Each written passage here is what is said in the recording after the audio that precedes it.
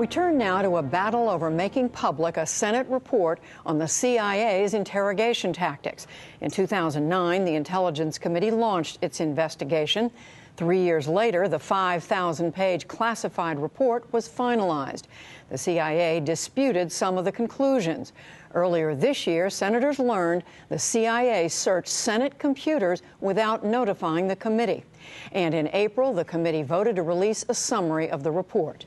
But the CIA has insisted on more redactions to protect agency assets and secrets. We will hear from a former CIA official in a moment, but we begin with a member of the Senate Intelligence Committee. He is Senator Ron Wyden of Oregon.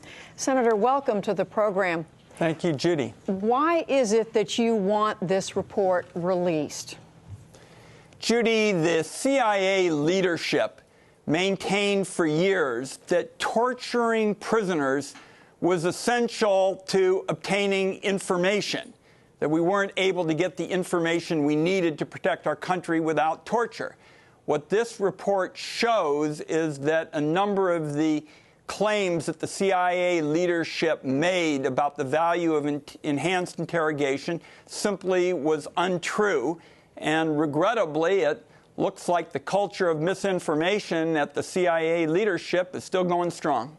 But isn't the reluctance to release it, doesn't that have to do with making public the identity of agents, methods, operations that the CIA and others believe needs to be secret? Judy, I don't take a back seat to anybody in terms of protecting our agents who are undercover. In fact, a number of years ago, I wrote legislation with Senator Bond on a bipartisan basis to increase the penalties for outing one of our agents.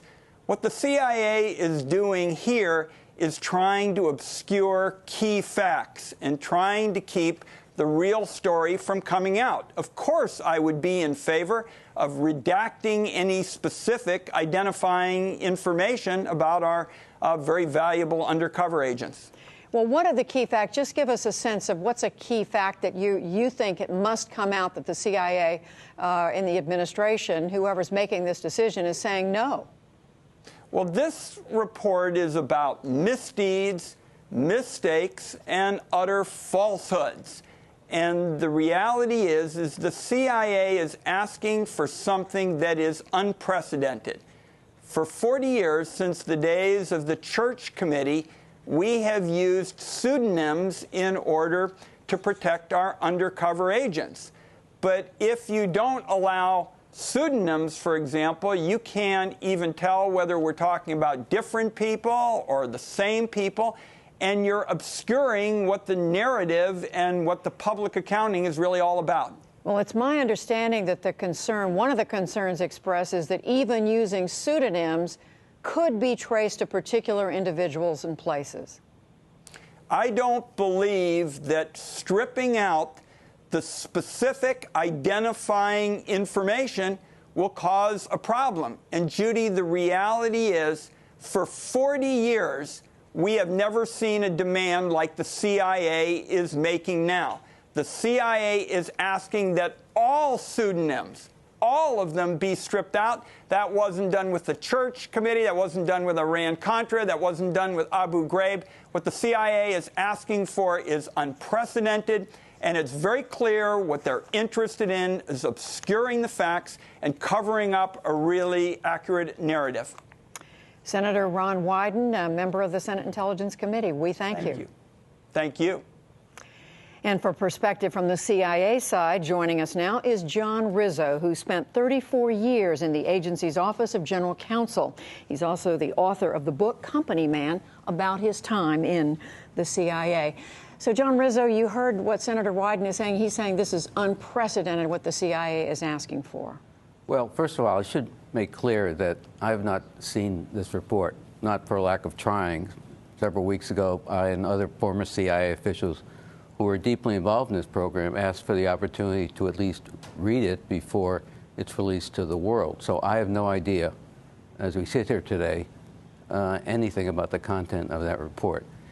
As for the use of pseudonyms, again, it's all context.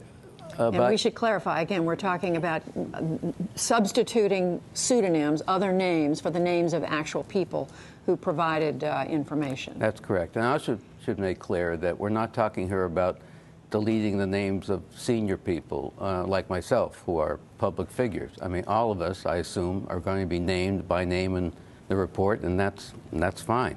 What we're talking here about is about the names of undercover operatives, many of whom are still operating in secret around the world, performing dangerous assignments. But as you heard Senator Wyden say, in all the years that in the modern era, he said, going back to the Church report back in the 1970s, this is not something that the CIA has done, has insisted on. Why is it different now? Why is it so important to keep this report back until this name issue gets resolved? Well, again, it's all context, but I could certainly foresee a situation. This report is, what the executive company is 600 pages long.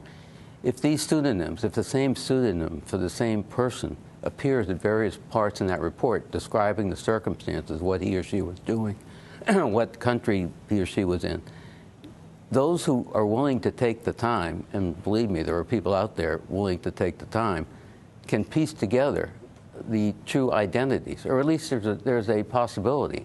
And if there's even a possibility of that, I honestly don't see. I mean, this report is about the program. The agency ran the program. The people who carried it out in the trenches, why should their safety be potentially compromised? And just last question: do you think a compromise is possible here? I mean, this has been going on for months. Look, I and many of my colleagues would like to see this report come out. It's been hanging fire for a long time. There's been drip of leaks.